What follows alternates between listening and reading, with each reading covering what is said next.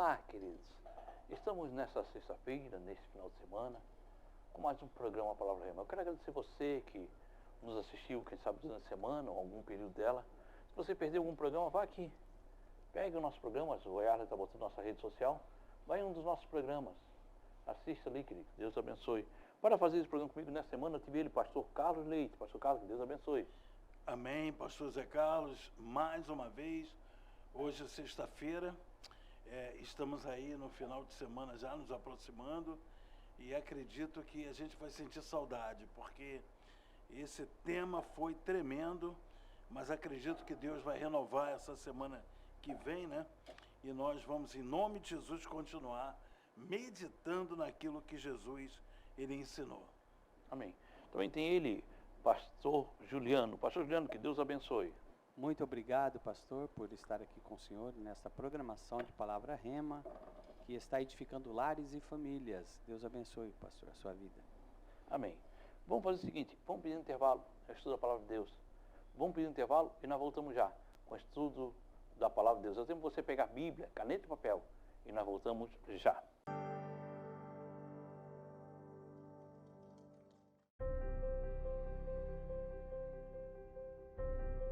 Você que está angustiado, talvez você está triste, sem amigos. Você se encontra enfermo e está precisando de uma oração. Você tem dúvidas e precisa de um conselho amigo. Deseja que alguém, ao menos, lhe faça uma visita em seu lar e traga a providência divina? Então você pode ligar agora mesmo no 3045-6400. A Igreja Santuário da Família está de portas abertas para você. Anote aí, você vai precisar. 3045-6400. Santuário da Família. O ministério que leva você para o caminho certo. Jesus.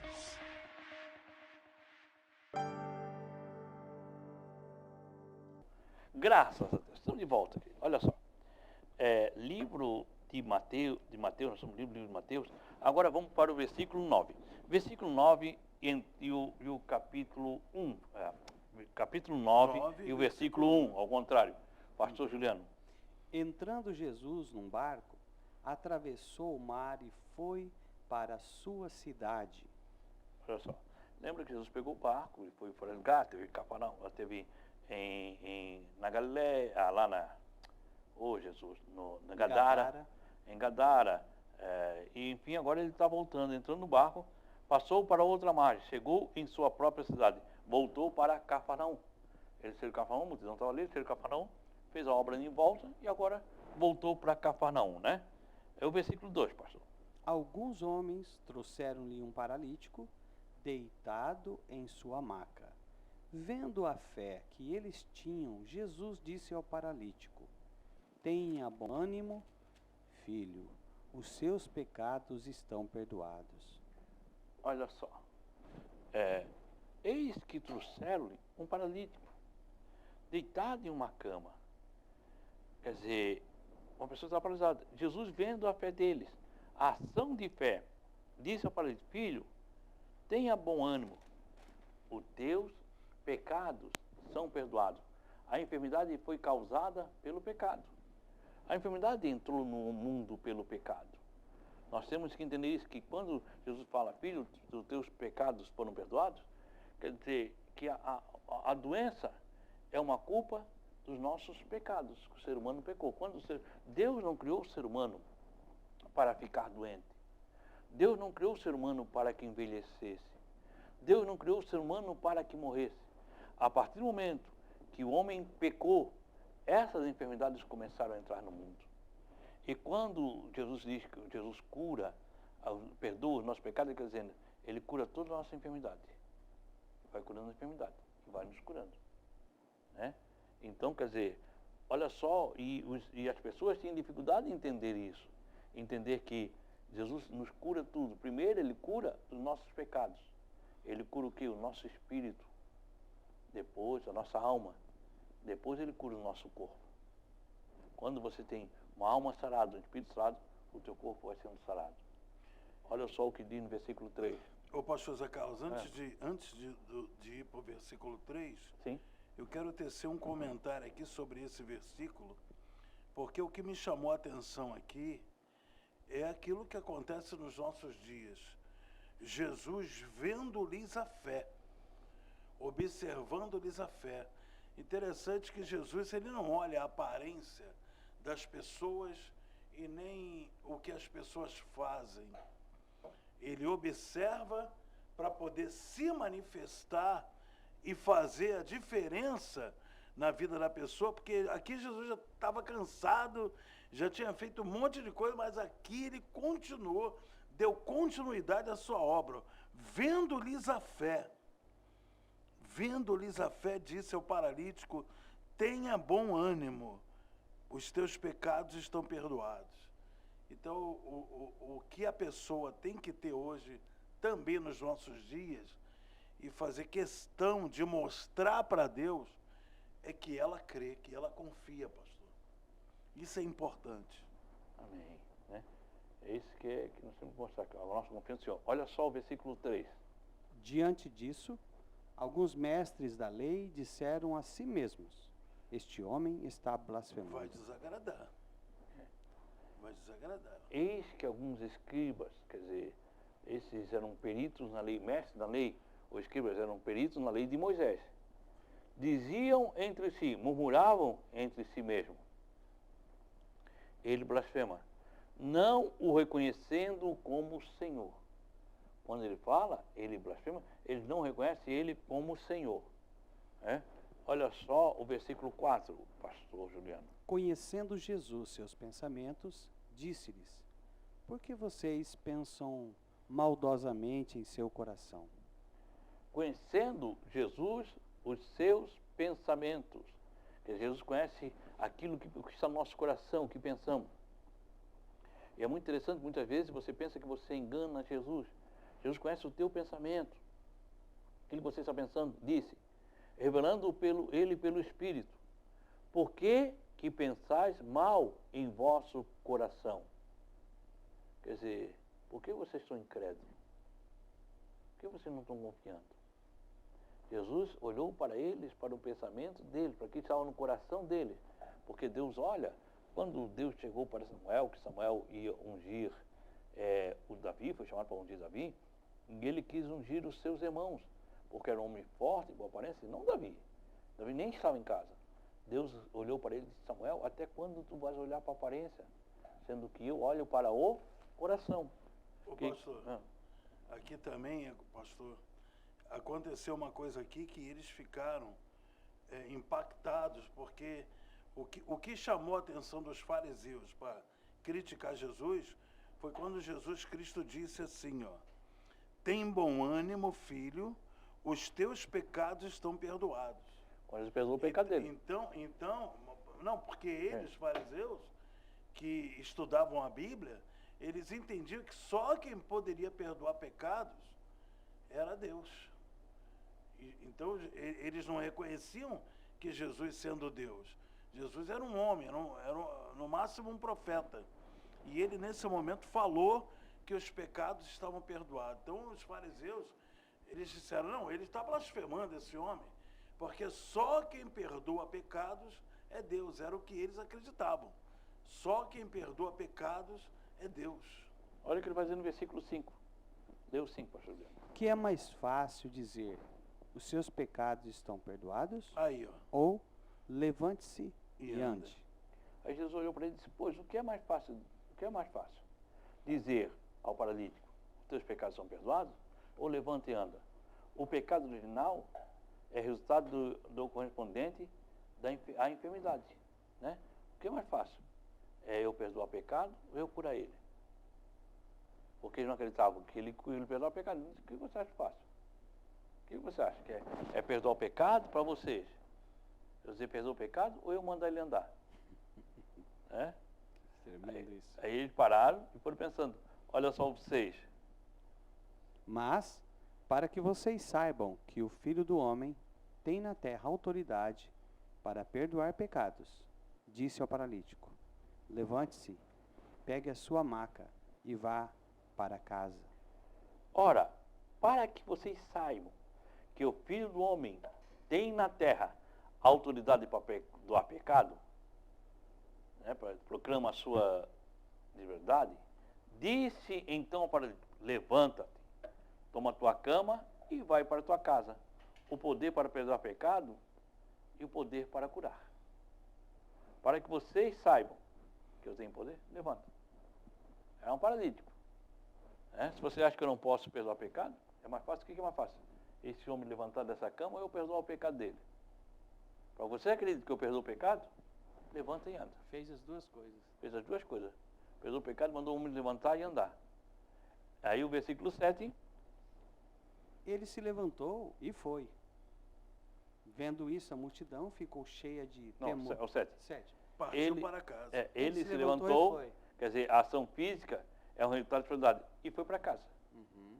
Para você entender que o pecado é perdoado, vamos fazer ação física. Para você entender o espiritual, que perdoar o pecado é espiritual, e vocês não podem ver, mas para vocês possam ver que o pecado foi perdoado, levanta-te e anda, vai para a sua casa. O homem na hora obedeceu a voz de Cristo, acreditou, porque ele também tinha que ter fé, porque a palavra foi dada para Jesus, mas a fé vem dele. Uhum. Mas eu não posso, pega. Não, levantou, acreditou em Jesus, levantou, pega, levanta e anda. Aí o número 8.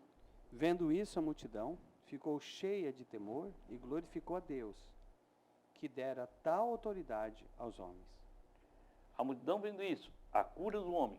Quer dizer, Jesus falou e a multidão estava em volta. Olha a diferença, né? Vendo isso. Maravilharam e glorificaram a Deus, que dera tal poder aos homens. A multidão ainda não entendia que ele era o Salvador, que ele era o Messias.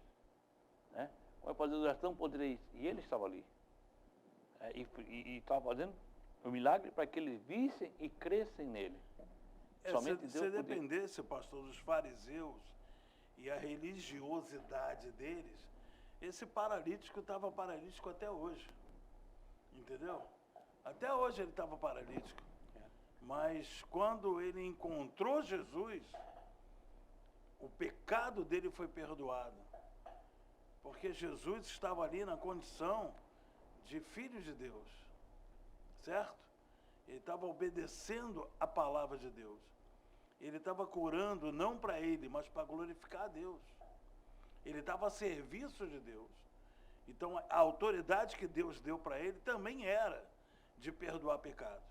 Eu penso, pastor, o senhor falando sobre isso, duas coisas assim me chamam bastante atenção. Salmo 103, verso 3 diz, é ele que perdoa as nossas iniquidades. E Jesus leu isso. Isso, e sara todas as enfermidades. Aí você vê, ele perdoou e o perdão liberou a cura, porque o perdão, ele faz a cura, ele vem junto com a cura. Muitas pessoas hoje são cancerosas e até morrem porque elas ficam magoadas eternamente. A esposa fica magoada com o marido fica magoado com a esposa, o filho fica magoado com o pai, a mãe com o filho, enfim, a mágoa, né? Às vezes ovelhas ficam magoadas com líderes, pastores, e essa mágoa no coração atrai doença, atrai enfermidade. Eu tive uma experiência que uma pessoa um dia ficou muito triste sem eu fazer nada com ela, apenas do nada, acho que por causa de uma pregação, e passado muito tempo, ela me chamou na casa dela, ela estava muito enferma, e surgiu um caroço na cabeça dela, atrás do pescoço. E a única pessoa que ela lembrava era eu. Ela falava assim, Senhor, eu quero que o Senhor traga teu servo aqui, porque eu preciso pedir perdão para ele. E foi dessa maneira, ela pediu perdão. Eu falei, mas o que aconteceu com você? Ela falou assim, eu só queria te pedir perdão, eu me entristeci com você, porque muitas pessoas ficam tristes com o pastor, às vezes por não dar a mão para ela, por esquecer no meio da multidão, você passa. Exato, e a pessoa fica mão, triste, isso. fica aborrecida. O pastor não fez nada para ela. Às vezes só porque não olhou, não estendeu as mãos, ficou triste. Não sorriu. E ela falou assim, eu sei que se eu pedir perdão, Deus vai me curar. E acredite, pastor, ela depois deu testemunho, ela falou, o Senhor me curou. Nunca mais voltou aquele caroço, ela desapareceu da cabeça dela e o Senhor curou ela para a glória de Deus. Mas ela tinha uma mágoa no coração, simplesmente por causa de um líder, como o senhor acabou de dizer.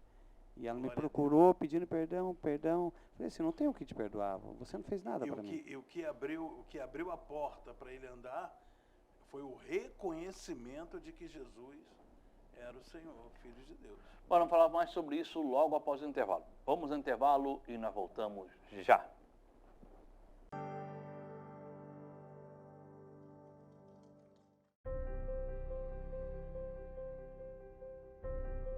Você que está angustiado, talvez você está triste, sem amigos. Você se encontra enfermo e está precisando de uma oração. Você tem dúvidas e precisa de um conselho amigo? Deseja que alguém, ao menos, lhe faça uma visita em seu lar e traga a providência divina?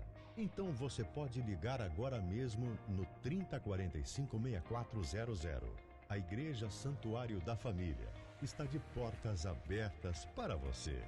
Anote aí, você vai precisar. 3045-6400. Santuário da Família. O ministério que leva você para o caminho certo. Jesus.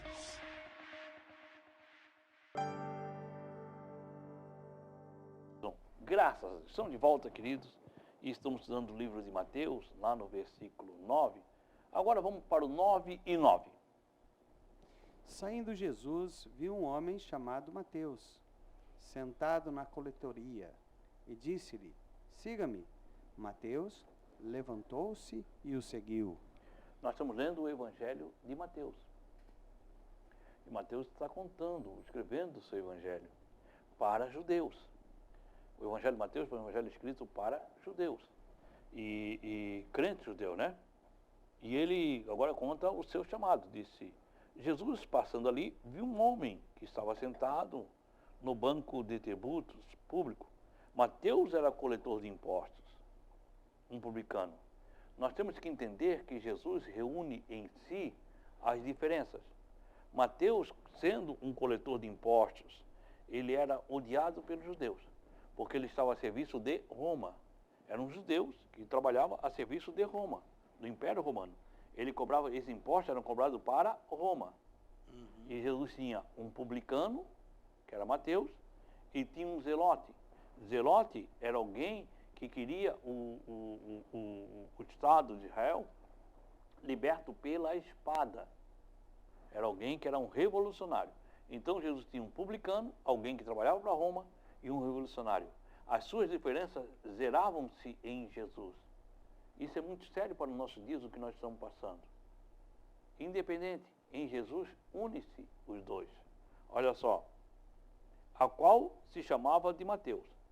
O Espírito dirigiu Jesus e, quando fala aí, Jesus, disse-lhe, disse quem? A Mateus, segue-me. Um chamado a ser um dos 12. Quando Jesus falou para ele, você vai seguir, um chamado a ser um dos 12. Levantou-se imediatamente. Quando ele ouviu Jesus, e o seguiu.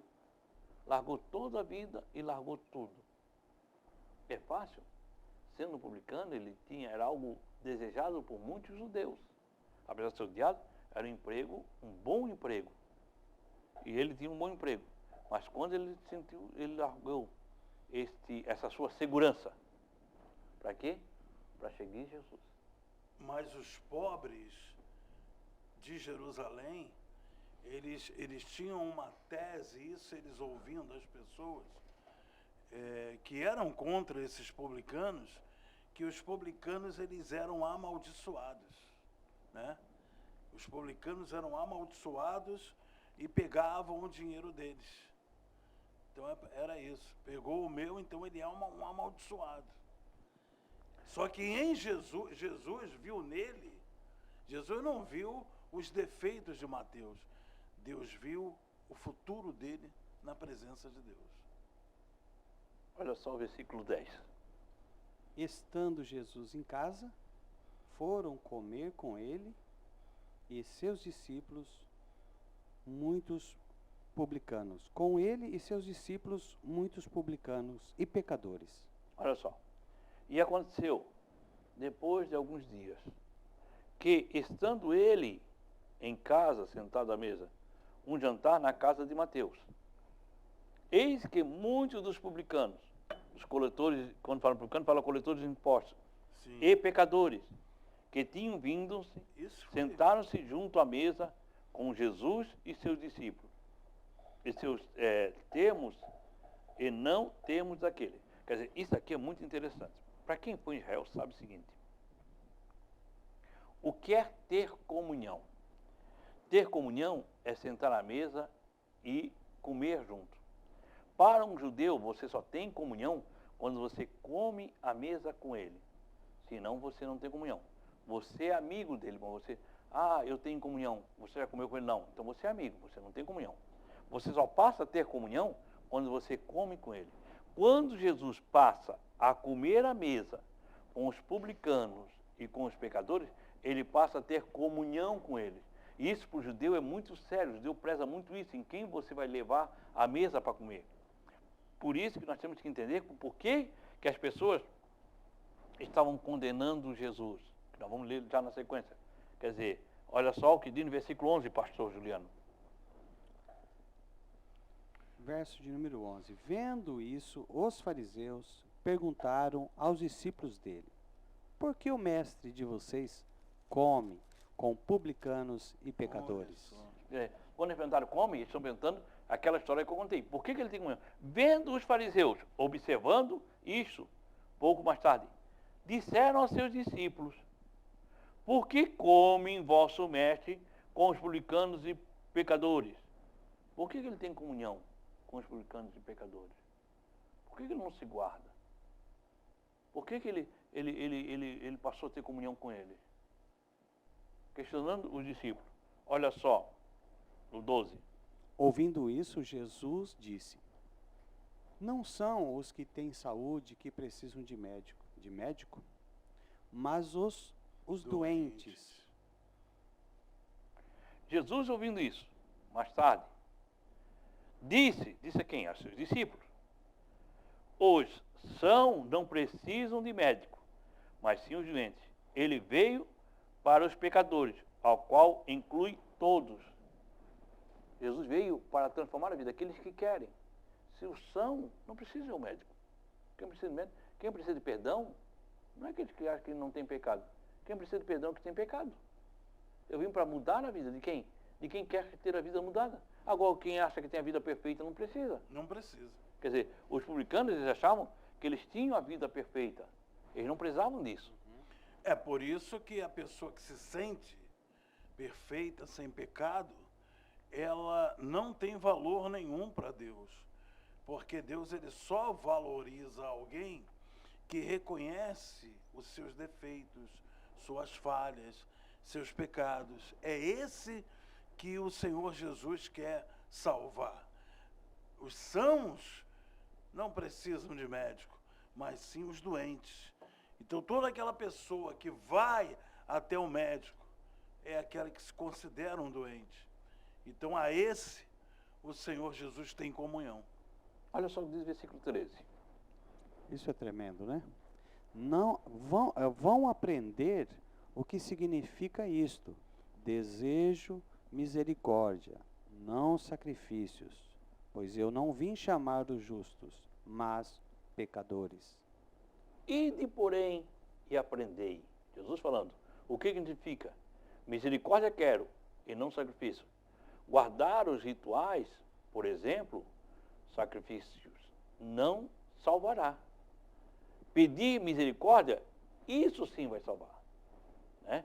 Porque, aí Jesus continua, porque não vim para chamar os justos, os que confiam em si mesmo com autojustiça, autoconfiança, autojustificado. Jesus não veio para isso. Mas os pecadores ao arrependimento. Eu vim salvar os pecadores. E é isso que Jesus fala. Queridos, estamos chegando ao final. Pastor Carleite, muito obrigado vocês aqui. Fala a sua igreja e dia de culto. Claro, eu que agradeço, pastor. E nesse final de semana, nós estaremos com nossa igreja aberta às 7 horas da noite.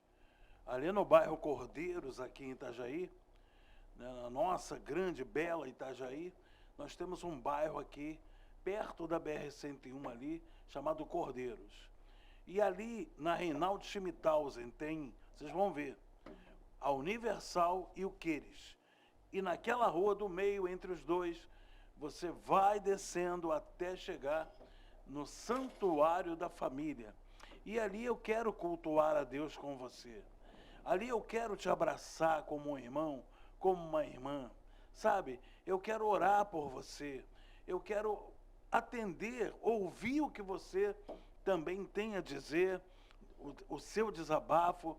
Nós estamos ali não para agradar a nós mesmos, mas para te ajudar e agradar ao Deus Todo-Poderoso. Anote então o endereço mais uma vez. Rua Abílio Correia de Melo, número 434, em Cordeiros, ali no Jardim Esperança. Amém. Pastor José, muito obrigado, pastor. Obrigado ao pastor José Carlos Francelino por este momento, palavra rema. Mais uma vez, que Deus abençoe a cada um, pastor Carlos Leite, também toda a sua família. Que Deus os abençoe em Cristo Jesus. Querido, e obrigado a você que nos acompanha. Eu quero orar por você. Senhor, meu bom Deus e meu Pai, eu quero apresentar esse meu irmão, essa minha irmã, esse que me acompanhou neste programa. Pai, nós lançamos uma semente no coração dele.